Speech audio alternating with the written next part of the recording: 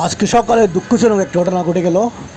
এই গাড়িটার সাথে রিক্সার চাকা লেগে গাড়িটা উল্টে যায়। তাতে মুরব্বী রিক্সাওয়ালা অনেক ব্যথা পায়। আমরা সেই গাড়িটাকে ধরি, তো উনি বলে যে ওনার রিক্সার টায়ার ফেটে রিক্সা কাইট হওয়ার কারণে ওনার গাড়ির সাথে লেগে গাড়িটা পড়ে যায়।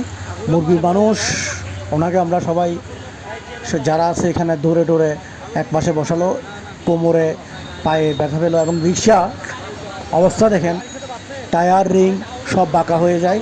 এবং পেছনে কোম্পানির নাম্বার ছিল, আমরা কোম্পানির নাম্বার ফোন দিয়ে কোম্পানিকে বললাম যে আপনার রিক্সা অ্যাক্সিডেন্ট করছে এই অবস্থা। তো মুরব্বিকে বসাই, পানি খাওয়ালাম, কোক খাওয়ালাম।